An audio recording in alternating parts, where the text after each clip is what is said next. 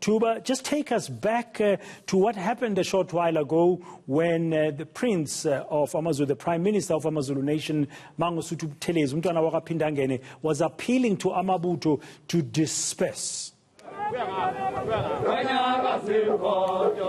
Yes, we're trying to understand that moment that took place a few minutes ago. I'm going to quickly try and speak to Inkosi Mzimela, who's going to explain to us that moment, what was happening. Ndabezitha, if you may give us just a minute.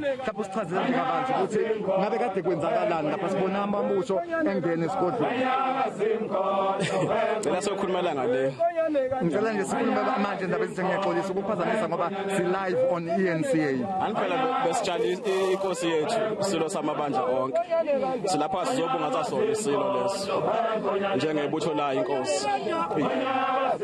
Ngabe lo mzuzu esiubonile kukhona into oyishoyo esikweni laKwaZulu noma bekukukhala kwenu njengoba sonke silahlekele isizwe.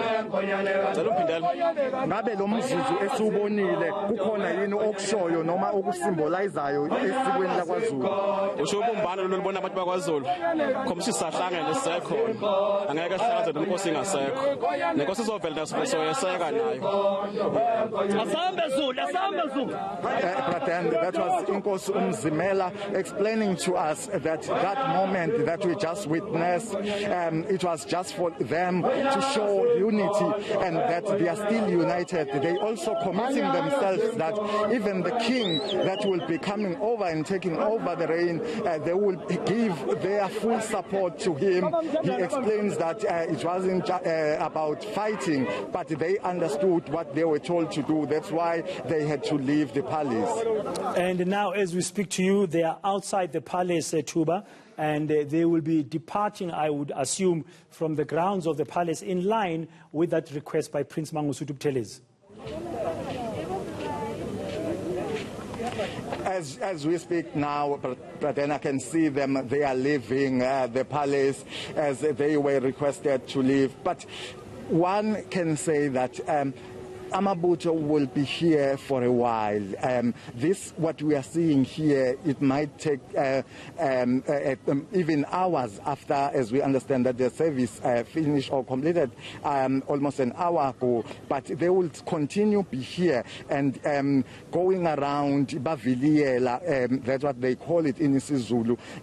They are praising. For them, it's just to show their respect to the king. That's what they would normally do even when the king is around. But for the king, it was easy for them if they are going out of the line to talk to them and get them to order. But today, that's why we saw Inkosi Buthelezi coming out and asking them and ordering them to leave. That's why they also, fortunately, they also listen to that. That's why they are leaving.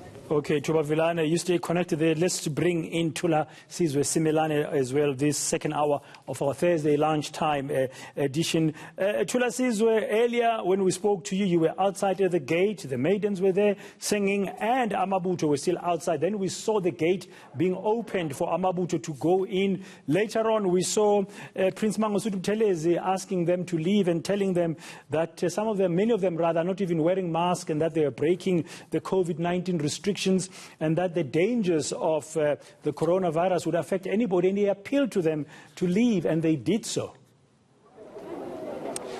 But then at the moment, I'm hoping that the team, Nkanyiso and the team, are doing their best to just give you a shot just outside the palace, Kwaketom Tandayo, the path, the road leading out of the palace. And the reason we're trying our best, I mean, we are some good distance away, so maybe the quality of the visuals won't be so great. We're trying to show you where the Amabutho are at the moment, because as I was listening to you and Tuba talking, I could see them right in front of where we are, making their way. It seems to me they are making their way away from the palace, but I stand to be corrected. We will have to see what transpires in the next few minutes. But certainly their movement a few moments ago suggested that they're going away. Yeah, just to confirm that when we're talking to Thuba Vilane there, he spoke to one of them, and then they were leaving, and we could see them a short while ago, those visuals to our viewers, that they were leaving. But one would have some questions around that whole setup because of COVID-19 regulations, while efforts, and you've been telling us this, Thula Sizwe, together with Pamanda and Thuba Vilane over the last few days, that efforts were being done to make sure that the COVID-19 protocols were respected. There has been some challenges on the ground because there's a lot of emotion involved in paying respect to the departed Isilo Samabandla. But then with every big gathering, it's always a challenge. You then have a situation where it's really a mixed picture of compliance.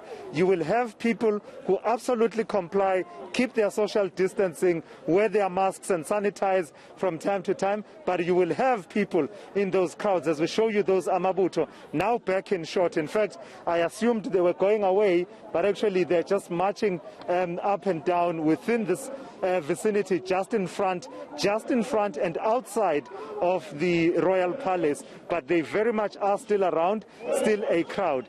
I wanted to talk about that interaction between them and Inkosi Mangosuthu Buthelezi, Bradan, because it got me thinking about the authority of Inkosi Mangosuthu Buthelezi as the Prime Minister of the Zulu monarchy, his ability to assert himself. He was very authoritative in the way that he told those Amabutho that what I understand that you are here to mourn for Uhlanga Lomhlabathi, but what you are doing now is absolutely against the law, and many of you are not wearing masks, and also gave them a stern warning that actually this disease and this virus will continue to kill us if we don't take care of ourselves. I guess it draws some of that authority not only from his official position as the Prime Minister of the Zulu monarchy, but also from his direct interactions with the late King, His Majesty King Goodwill Zwelithini, specifically on this topic, right? About him insisting that people should adhere to the conditions around COVID-19, including ordering Prince Mangosuthu Buthelezi not to attend the funeral of the late Prince Letuktula a few months ago, simply to ensure that he doesn't come into a situation where, you know, there could be a potential for the spread of the virus. But then again, Braden, it got me thinking about scenes from September 2019 in Jeppes town in Gauteng, where we were dealing with this problem of violence targeting foreign nationals. And you had a gathering there in Jeppes town of Izinduna from various hostels, and Inkosi Mangosuthu Buthelezi stood up to address them, to say this needs to stop. Whatever sentiments you hold against people from other countries, this absolutely must stop. It was a bit of a heartbreaking situation on that day, just seeing him trying to plead with this crowd. But on that day, his message not being received so well by all of the people that were gathered there. Some listening, but in fact, some of them walked away. There were words that he spoke there where he said, if you don't listen to me, who will you listen to? And you could tell that there was that sense of him trying to assert his position of authority that says, you know, in the absence of Isilo, the Prime Minister is authoritative. His royal lineage also, you know, comes into play. And if you pledge allegiance to the crown, to His Majesty, I'm his Prime Minister, you should be listening to me. And I saw that at play earlier on today, him asserting himself quite firmly with the crowd here today. Yeah, and of course his words that he's been sharing since the passing of AmaZulu King Goodwill Zwelithini have been shared along, and people are looking at the performance of Prince Mangosuthu Buthelezi, the AmaZulu Prime Minister, and he also spoke about the departed king as a peacemaker. And Thula Sizwe, that seems to have been the golden thread from speaker to speaker, besides him being hailed as a custodian of the culture and the heritage of AmaZulu. This bridge building role, this peacemaking role has come out of several speeches. It absolutely has, Braden. Make no mistake, you have people who are critics of the late king, who will talk about historical events and basically, give their interpretation of whether or not he was this unifier that everyone describes. But certainly from what people have been sharing here in paying tribute to him, that has come to the fore. President Cyril Ramaphosa talking about stability, ensuring that there's stability within the province of KwaZulu-Natal. It was always challenging, of course, in the transition. There was a lot of blood that was shed, not only in KwaZulu-Natal among AmaZulu, and various people who pledge allegiance to various political parties, but also people who at the end of the day pledge allegiance to the king and identify themselves as AmaZulu. So there came a point where channels could be opened, people such as Begicele talking about his memories of King Goodwill Zwelithini, not wanting to divulge much, but you could tell that he wanted to say that actually you can distinguish between the king's role before the transition and the king's role after the transition in bringing about stability and peace within KZN. So there's been a lot of that reflection on the part of those who interacted with the king around issues of bringing peace and stability to KwaZulu-Natal. Certainly it has been a thread running through the speeches, including the main eulogy by President Cyril Ramaphosa. Thank you very much, Thulasizwe Simelane, for this hour, and Tuba Vilane, and they at the KwaKhetho Mthandai Royal Palace, and then just wrapping it up for us after, of course, the end of the official memorial service. Now,